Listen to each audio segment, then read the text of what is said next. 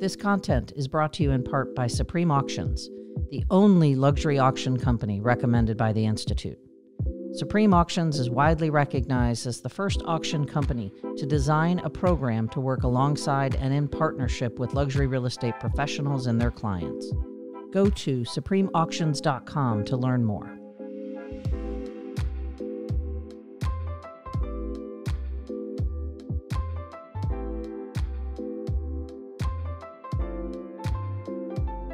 Welcome to A State of Mind, a podcast series all about motivating, inspiring, and educating you in the art of selling luxury real estate. My name is Diane Hartley, and I'm the president of the Institute for Luxury Home Marketing. Today, we have the pleasure of hosting Debbie Grote, founder of Forward Coaching, and coach to many brands and luxury real estate agents. We're going to talk about the fundamentals of what makes a real estate agent successful today, and how luxury agents do that extremely well. Debbie has lots of real-life stories about putting these basics into actions, so that's going to create a great conversation between the two of us. Welcome, Debbie. How are you? I'm doing great. Hey, thank you for doing this. This is fun. I'm looking forward to spending some time with you today. It's great. I'm seeing you on a screen in front of me, which is different. This is my first time doing it in that way, but I'm sure you've got lots of experience at that. So let's kind of kick this off with this idea of the basics, Debbie. When we say that in real estate, very specifically luxury real estate, meaning just a higher price point and different crowd, what does that mean to you? Connections. Okay. Mm-hmm. Yeah, so much of the noise that sometimes goes on in the lower price points of the gadgets and the this and the that you can buy and try and do, it really doesn't always enter that luxury space, because you're dealing with a much more discerning consumer. And the luxury agents know that, these are people that go to 5-star hotels. These may be people that have private jets. I mean, these are people that are going to expect the highest level of service, and it's going to need to be about that personal connection. Wow, that's you said a lot there. It's a really interesting thing when you think about the ways that real estate professionals are compared. They're not compared to other real estate professionals in the luxury market. They're compared to that that visit they had at the Four Seasons or the Ritz-Carlton, or the service that they received from the private jet folks. Right. And when I say connections, though, too, I should probably clarify, because as you know, we have the pleasure here and the opportunity to really work with some of the best in the nation, and people like Ernie Carswell, who you've had a chance to get to know at our recent event, who's Katy Perry and Fergie's real estate agent, just to name a few. Many he can't name because of confidentiality agreements. And one of the things that Ernie shared with me, it is much like a 5-star hotel. Well, they will treat you well. There's also that respect, right? They're not overly familiar. They're only as friendly as you would like them to be. And I think so when a luxury agent is approaching their client base, they don't want to be overly familiar, because in many cases, those clients will treat them much like they would any other service provider, right? But the connection really is how you get the business, who you know, how often you're out there in your community, where are you going and being seen where your ideal client would be. So it's really a very social business typically. So one of the things that when we talk about this idea of connecting and networking, networking is one of those overused terms, frankly. Right. Because everyone seems to network, but few do it well. Mm-hmm. So if we were to kind of take a deeper dive on the idea of making connections and making them matter, how do you coach folks on this? Well, it's actually a very interesting eye-opener, I guess, for me. Last Monday, I was flown in by Coldwell Banker to speak to the luxury agents in Cabo San Lucas. Mm-hmm. So in Mexico, they don't have the tools and resources that we have in the States for Right. buying data and accessing tax records. Oh, and heck, not even an MLS. They barely have an MLS, Mm-hmm. and the direct mail is a joke because it never goes anywhere. So it's very different. And yet these luxury agents thrive. And the way that they thrive is the way that many of the luxury agents that we coach do, in that they identify things that they are truly interested in and passionate about. So maybe it's the arts, maybe it's culinary, like the culinary events that are happening at the hotels, or like you think about the Sundance Film Festival, or some of the things that go on in different communities in the higher end markets, and they actually care about those activities. So when they show up and they participate, it seems real, right? Because they're not it is. fake, they're not phony. And of course, when you're there, you're not going to be able to, in Mexico, they actually told me we have a thing that we leave business at the door, which is very common in luxury, some of these opportunities. So how then do you bridge the gap on that conversation to get those people to bring up real estate so that you're not the one? And we can talk about that later, but it's finding groups. In fact, they shared with me that their goal is 2 to 3 groups a week. It could be a birthday party, a wedding, or one of those events. It could be church, even a church event where they're very involved, but they purposefully put themselves in front of 2 or 3 groups a week. And then they book 2 or 3 coffees, lunches, or cocktails a week with someone who would be an advocate, a connector, someone who might be a joint venture partner who would have their ideal client in their list. And that is a good portion of their prospecting. And if you look at Ernie Carswell as an example, Ernie doesn't door knock. Right. Ernie doesn't cold call, doesn't work expired listings. Not that there's anything wrong with any of that. Many of our luxury agents do. He also is very connected in that social community of Beverly Hills. Mm-hmm. And so one of the questions I get all the time and hear all the time is, yeah, but how do I start? Mm-hmm. Right? How do I begin to, let's say I like rescuing dogs, right? How do I leverage that and turn that into some of these opportunities and have these meaningful conversations? Because I think it really does boil down to what the folks said in Cabo, right? They leave business at the door. Right. Well, it's funny. Sometimes it's just paying attention and being aware and stepping into the opportunity. I often say, anywhere there are people, there are potentially real estate leads there waiting for you, right? So if we go back to where do you start, one of my great coaches, Alyssa was a single mom. Husband took off, no money, no child support, and she's raising her children, starting out in real estate. And she's a really smart woman. And she thought, how am I going to do this? I don't have a lot of money and I don't have a lot of time.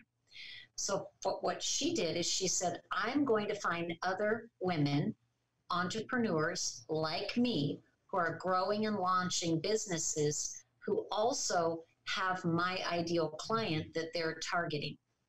And she gathered together a group of 7 or 8 women. And she said, we're going to get together every Tuesday morning. We're going to have breakfast. We're going to buy our own breakfast, so no cost for anyone. And we're going to talk about who have we met that we could introduce each other to? What are we doing to market and grow our business? And we're going to be just a great support to each other. And just out of that one group alone, she did like 25 transactions that year. And within 2 years, she was doing 100 units because she had gone on to get more involved in other groups. So it could be a typical kind of a B&I group or chamber of commerce. Mm-hmm. And yet what she did is she set about creating her own organic group that therefore she's the only star in real estate in that group.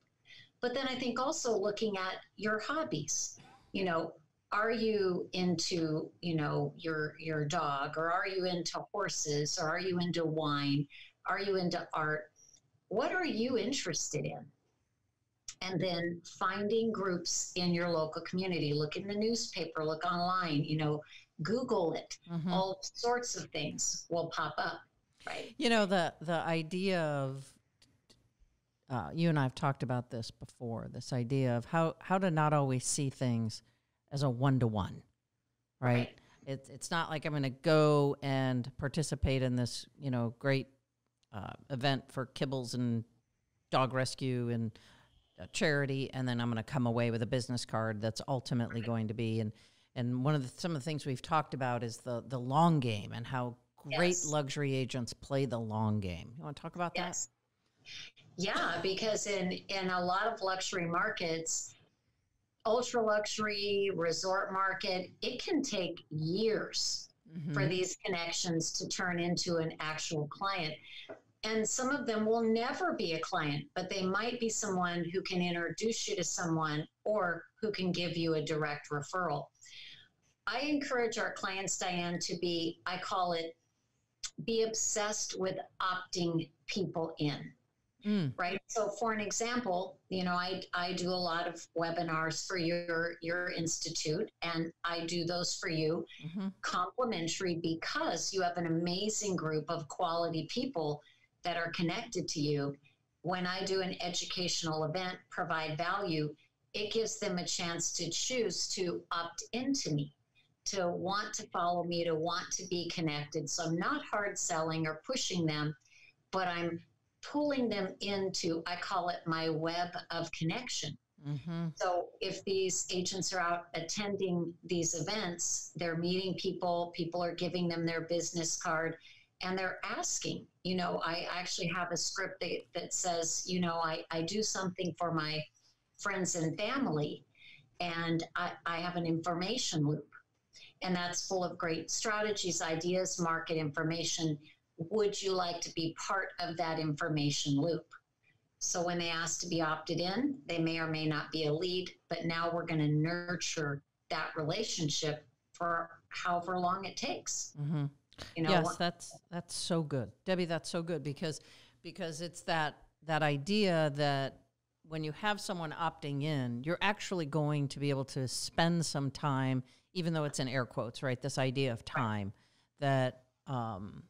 And we talked about this a little bit at Leaders in Luxury last year around inbound marketing campaigns, right? Which is really what you're talking about, right? That these people come into your web, and how do you have them get to know you, right? And get to know what you have. That's really terrific. And so, can you kind of tell us a little bit more about this trip to Cabo? That sounded really good. Just because it's like February. It was really very difficult because. It's almost as if, and one of our passions here at Forward Coaching is the custom aspect of coaching. And I have to be honest, sometimes I think, why did I do this? Because it's hard.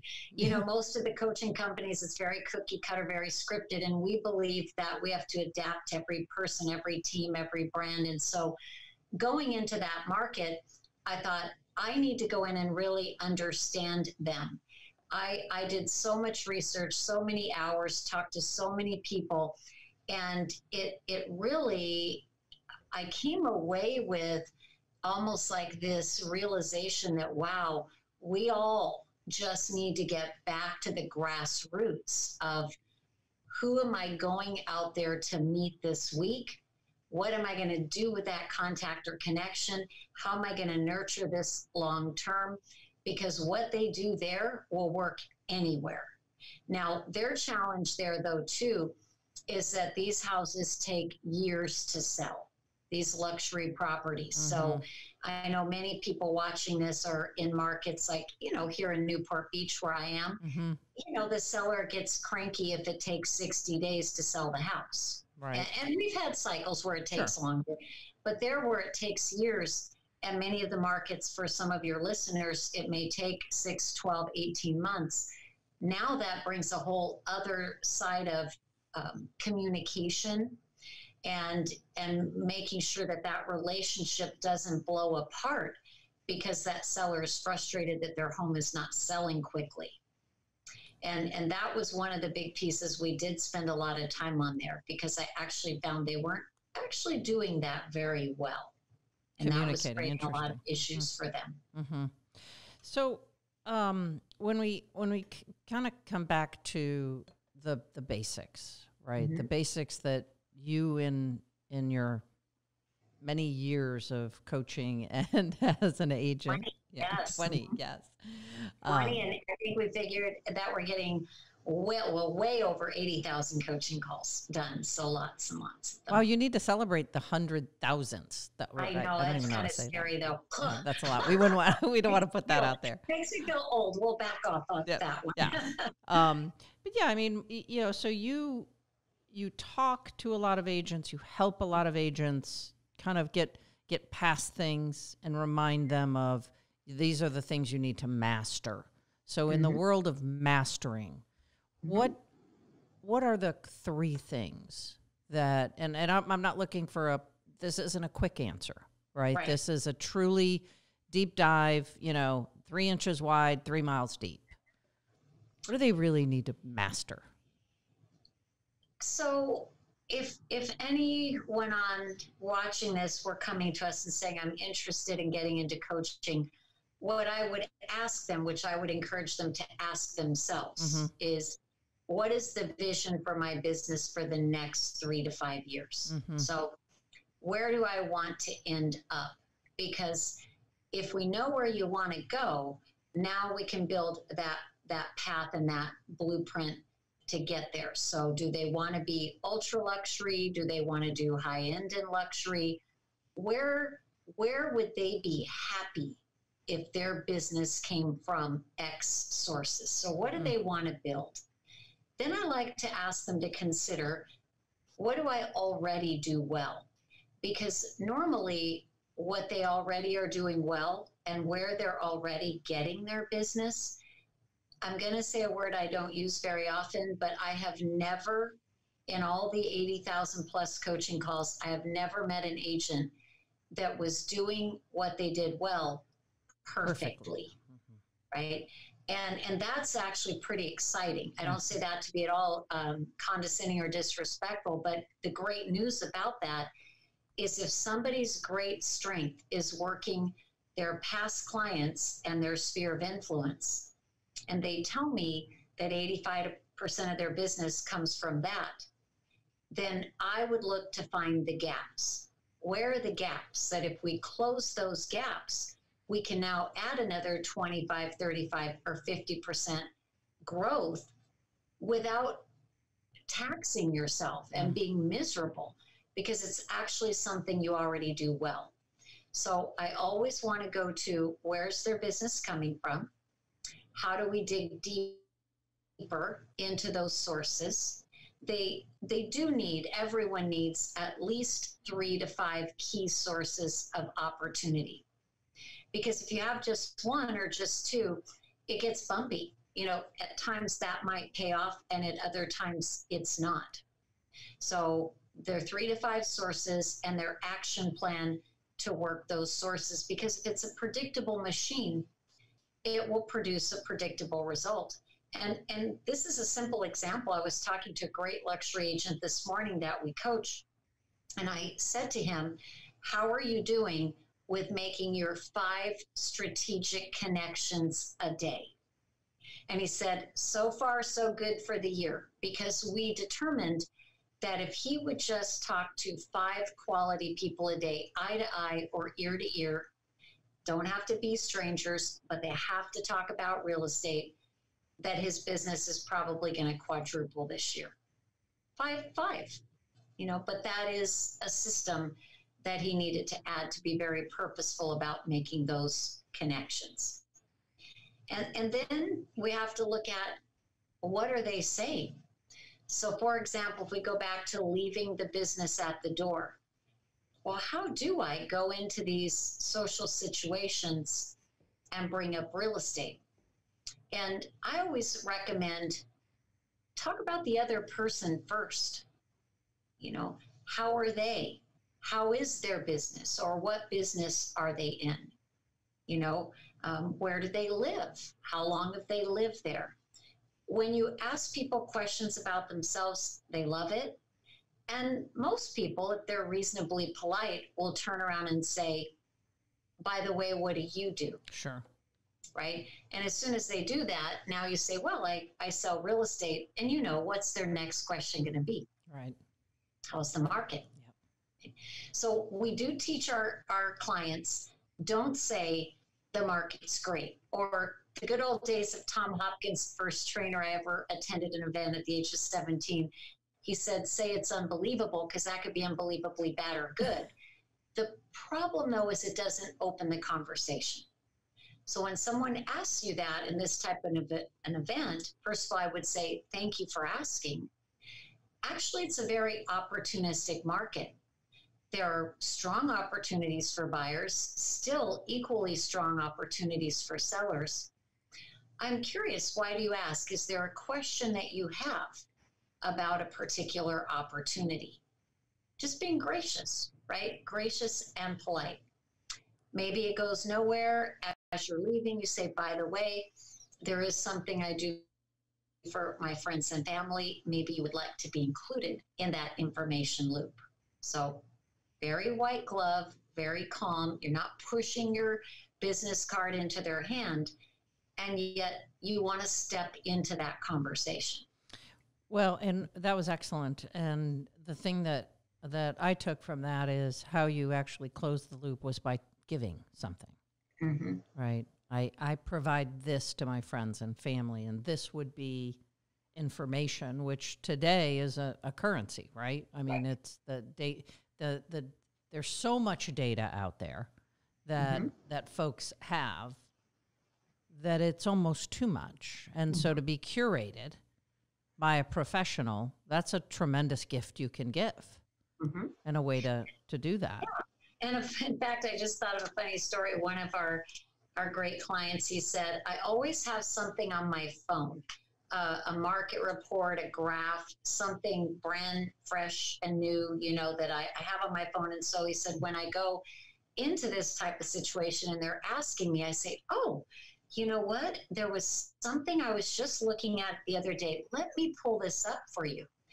And he said that he'll have that. He's showing it to them. And within a couple moments, there's a little crowd around him. Mm-hmm. He said, it drives my wife nuts. She's like, oh, you were holding another seminar, I see.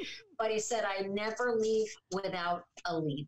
It's so interesting. You know, as you know, I'm not a practicing real estate professional, but that just happened to me in January in a bar.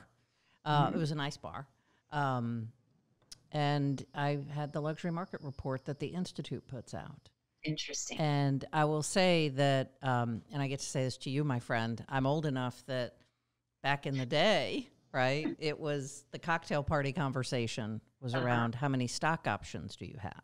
Mm-hmm. Today, people openly talk about the value of their real estate. Sure, absolutely. And that's really how this conversation in a resort place where people were coming from other places, and these two guys were from different places, and the consumer knows that data's out there.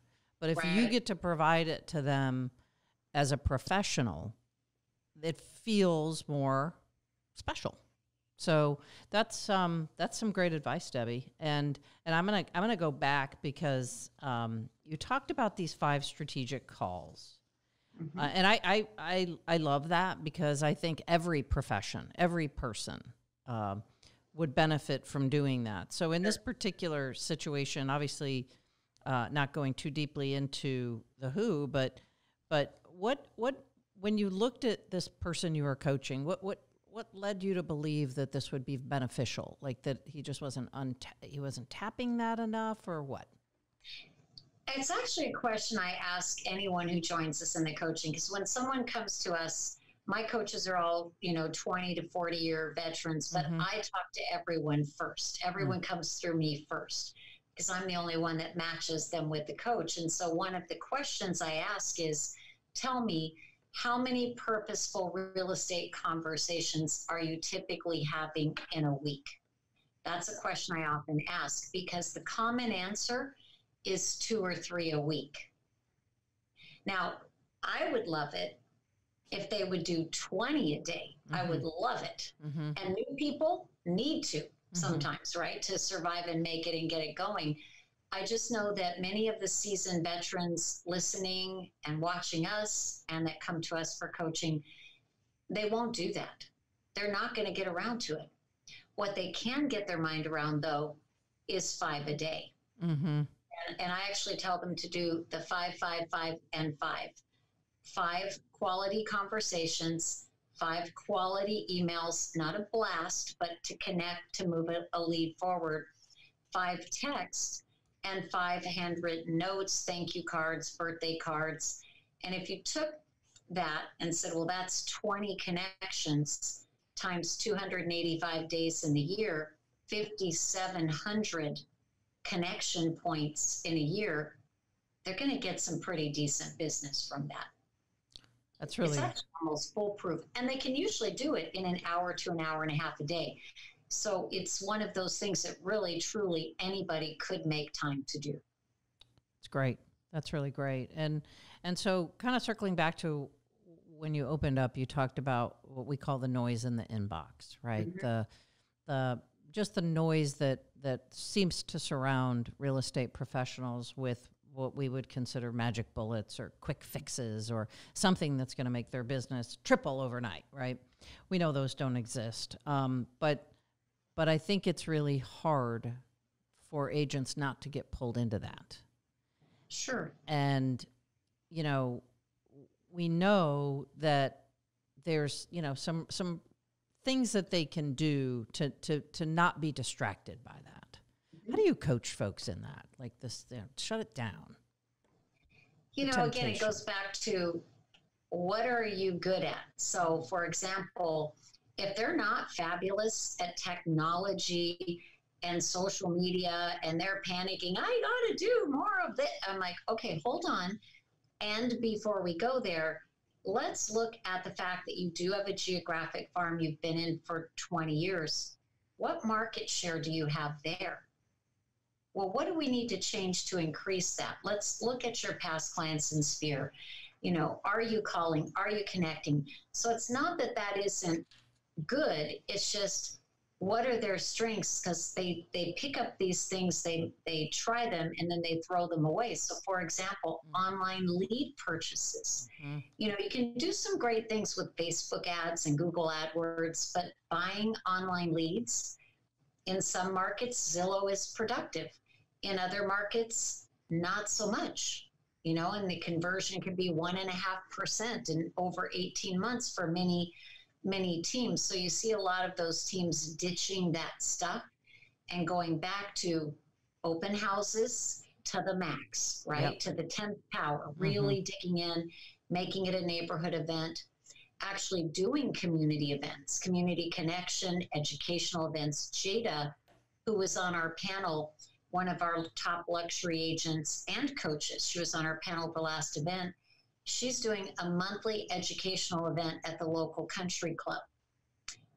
It'll be move up. Then next time it'll be investment. Next time it'll be downsize. She has her joint venture partners. They all invite people. She arranges the event. They pay for the food. And here's the thing, Diane. She'll have anywhere from 2 to 30 people attend.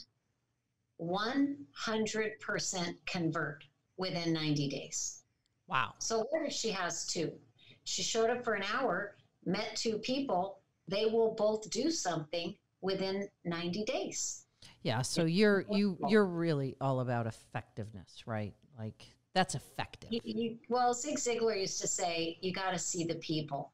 And I think that's what happens is when agents try to insulate themselves from actually talking to people. And that doesn't mean it has to be cold calls, but geographic farming, past clients in Sphere, community connection events, networking groups, the people they know, you know, these are all things that will lead to a higher level of conversion than buying some type of automated resource. It's always going to be better.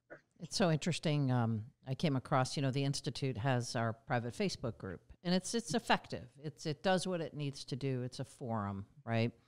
And then one of our members up in Silicon Valley posted this week that they were a little bit tired because they had an open house and had 400 people come through. So I chuckled when you said that, and you really think about how effective that very tiring, I'm sure, couple of hours was, because they got to meet that many people. What do you think about that? What would you have to spend to buy 400 leads? And then these people aren't sitting at home in their pajamas online. They actually got in their car, came to an open house, saw you face to face, and granted, they're not all going to convert. But at our last event in Newport Beach, you remember our guest, Andrew, and he's working a luxury market here in Newport Beach. He had 65 open houses last year. He did 40 transactions from those 65 open houses. Now, remember, his secret was he holds them from 9 a.m. until 5 p.m. That's his open house day. And 50% of his traffic comes before noon. So these are out-of-the-box thinkers. That's pretty brilliant. People. But they know there's these foundational pillars of the business that just always has been what works. And again, I'm not saying other things won't work or that others aren't successful buying leads or using social media.